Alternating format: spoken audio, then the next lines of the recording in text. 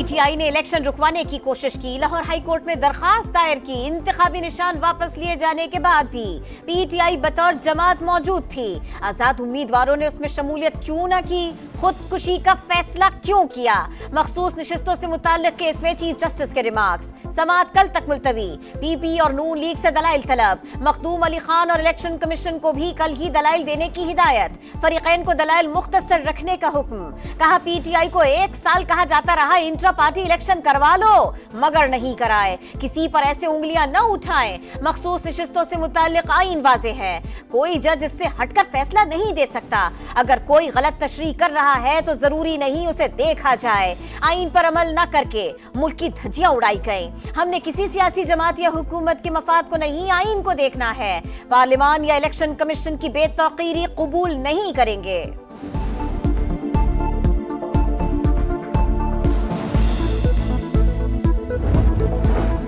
Election commission voters के हुकूक का मुहाफिज होने के बजाय मुखालिफ बन गया। इंतखाबी निशान वाले फैसले की गलत तशरीह की। पीटीआई को बतौर जमात इलेक्शन नहीं लड़ने दिया। जस्टिस अतन मिनल्ला के रिमार्क्स। कहा इलेक्शन पर संजीदा सवालात उठाए गए। 2018 में भी यही हुआ।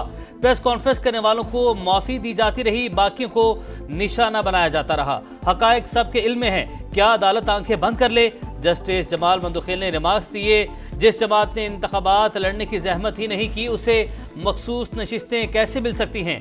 पीटीआई और सुन्नी इत्तेहाद कौंसिल का इंजमाम हो जाता, फिर भी मामला हल होता, मगर वो भी नहीं हुआ। जस्टिस मंसूर अली शाह बोले मजमूई तौर पर तहरीक इंसाफ ने बुरे अंदाज में केस चलाया, गलत फैसले किए, फिर गलतियों को बार बार दोहराया।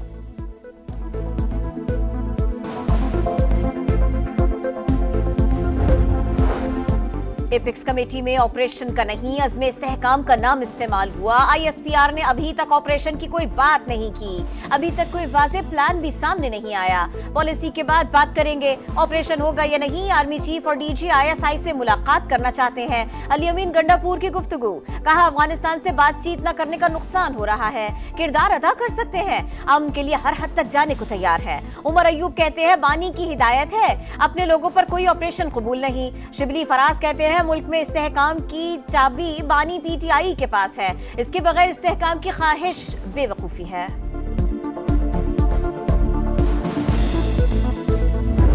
एस्टेब्लिशमेंट को बालादस्ती की ख्वाहिश की। अब ऐलान किया है कि हम अज़्म इस्तेहकाम ऑपरेशन शुरू करेंगे। ये अदम इस्तेहकाम ऑपरेशन है जो पाकिस्तान को और कमज़ोर करेगा। कि जहाँ किसी इजलास में वर्दी वाला मौजूद होगा, वहाँ फैसले वर्दी करेगा या बाकी लोग करेंगे। जिम्मेदारी हमारे ऊपर डालते हैं, बड़ी खुशी से शहबाज शरीफ से जिम्मेदारी कबूल करेंगे। अज़्म इस्तेहकाम ऑपरेशन अदम इस्तेहकाम ऑपरेशन है। मुल्क को और कमज़ोर क्यों किया जा रहा है?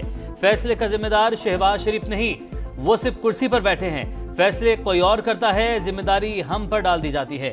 जहाँ वर्दी वाला होगा तो फैसला कौन करेगा? मौलाना फजल रहमान का सवाल। कहा पार्लियामेंट अपना मुकदमा हार चुकी, रियासत बेरहम हो चुकी, अवाम के साथ दुश्मनों जैसा रवैया है। सिक्योरिटी इदारे और पुलिस बेबस क्यों? केपी में सूरज गुरूब होने पर पुलिस थानों में बंद हो जाती है। एएनपी की भी ऑपरेशन अज़्म इस्तेहकाम की मुखालिफत। मियां इफ्तिखार बोले ऑपरेशन पर मुशावरत नहीं की गई, एतमाद में लिया जाए, मामला खैबर पख्तूनख्वा असेंबली में भी पेश किया जाए। गवर्नर फैसल करीम कुंडी कहते हैं अज़्म इस्तेहकाम ऑपरेशन का फैसला इत्तेफाकी राय से हुआ। वजीर आला खैबर पख्तूनख्वा मौजूद थे, उन्होंने वॉकआउट किया, ना कोई बयान दिया। ऑपरेशन पर सूबाई असेंबली को एतमाद में लिए बगैर हाँ कर दी। सियासी क़यादत से मकालमा और तायद ऑपरेशन की कामयाबी के लिए अहम। हुकूमत इन कैमरा सेशन में तमाम सियासी जमातों को एतमाद में ले वाज़े कर दिया जाए। ऑपरेशन का दायराकार एक सूबा नहीं, पूरा पाकिस्तान होगा। साद रफीक की तजवीज़। कहा पीटीआई हुकूमत में दहशत गर्दों से मुज़ाकरात और ढील ने बैकफायर किया, उन्हें दोबारा कदम जमाने का मौका मिला। अफगान हुकूमत मसला हल करने की बजाय खामोश तमाशाई बनी हुई है। सिक्योरिटी इदारों और इबादत गाहों पर हमले करने वाले रियायत के मुस्तहिक नहीं। खात्मे तक ऑपरेशन बिला तातुल जारी रहना चाहिए।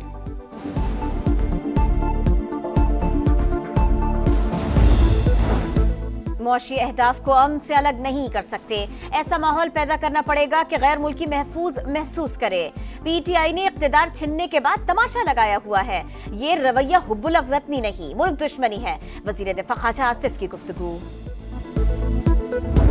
कहते हैं कि इंग्लैंड में वो मुलाकात हुई तो वहाँ के इमिग्रेशन के रिकॉर्ड्स में ये बात जरूर होगी कि जनरल बाजवा कब लैंड किए, कब गए। ऐसा कोई रिकॉर्ड अवेलेबल नहीं होगा। ये बिल्कुल बेबुनियाद उनकी बात है। नवाज शरीफ और कमर जावेद बाजवा की मुलाकात तो क्या कभी बातचीत भी नहीं हुई। अगर लंदन में मुलाकात हुई तो इमिग्रेशन से रिकॉर्ड चेक किया जा सकता है। मोहम्मद जुबैर ने कद से बढ़कर बात की। बताएं मुलाकात कब और कहां हुई। मलिक अहमद खान का सवाल, इल्जामात पर कानूनी चाराजोई का इंदिया। कहा मोहम्मद जुबैर शायद पीटीआई में जाना चाहते हैं।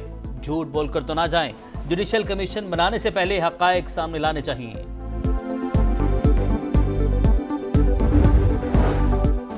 पाकिस्तान पोलियो के खात्मे के लिए पुरअज़्म है। तमाम वसाइल बरूए कार लाए जा रहे हैं। सिक्योरिटी के मसाइल वफाकी और सूबाई हुकूमतें हल कर रही हैं। वज़ीर आज़म की टास्क फोर्स के इजलास में गुफ्तगू। बिल गेट्स बोले, वज़ीर आज़म ने पोलियो से मुताल्लिक कारकर्दगी का बताया। पोलियो के खात्मे के लिए अगले मजीद इक़दामात करना होंगे।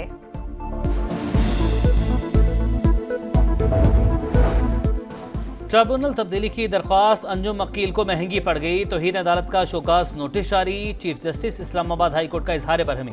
रिमार्क्स दिए, जज पर इल्जाम क्यों लगाया? क्या वो आपकी सिफारिश नहीं मान रहे थे, इसलिए तब्दील करवाना चाहते थे? लीगी रुकन की गैर मशरूत माजरत।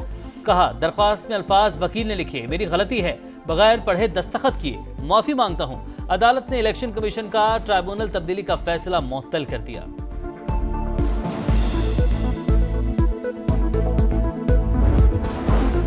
पाकिस्तान में चीनी सरमायाकारी की पेशरफ्त का जायजा लेने के लिए आला सतह का इजलास।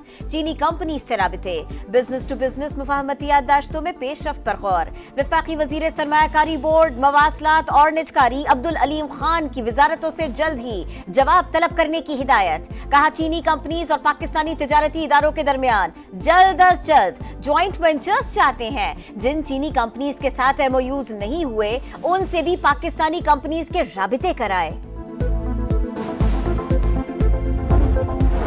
मरियम नवाज ने दस्तक प्रोजेक्ट में तोसी की मंजूरी दे दी। तमाम अजला में खिदमात दिसंबर तक फराहम करने की हिदायत। 14 अगस्त से हर डिवीजन में मरियम की दस्तक सर्विसेज शुरू होंगी।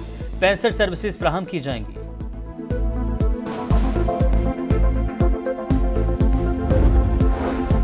कराची में सूरज का पारा हाई, दूसरे रोज भी जुज़वी हीट वेव। दर्जा हरारत 42 तक पहुंच गया। हवाओं का रुख तब्दील होने से शिद्दत 48 से 50 डिग्री महसूस। सिलसिला 2 रोज जारी रहेगा। सुपर हाईवे और गडाब के अतराफ बारिश।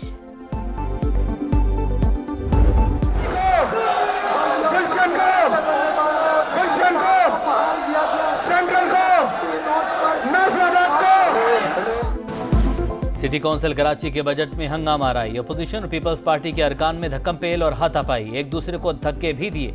अपोजिशन का शोर शराबा, बजट की कॉपियां फाड़ दी। केएमसी का ईवान मछली बाजार का मंजर पेश करता रहा।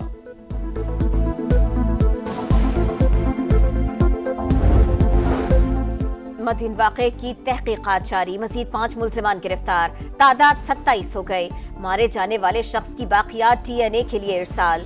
इंसदाद दहशतगर्दी अदालत ने 22 मुल्ज़िमान को 10 रोज़ा जिस्मानी रिमांड पर पुलिस के हवाले कर दिया। T20 वर्ल्ड कप से मेजबान वेस्ट इंडीज और अमेरिका की छुट्टी। जनूबी अफ्रीका और इंग्लैंड की सेमीफाइनल में एंट्री। जनूबी अफ्रीका ने वेस्ट इंडीज को 3 विकेटों से शिकस्त दी। इंग्लैंड ने अमेरिका को 10 विकेटों से हराया। सुपर 8 में आज भारत और ऑस्ट्रेलिया में जोर का जोड़ पड़ेगा।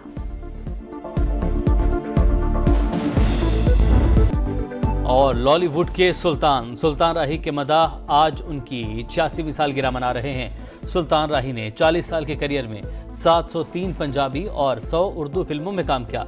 डायलॉग डिलीवरी का मुनफरिद स्टाइल आज भी मद्दाहों को याद।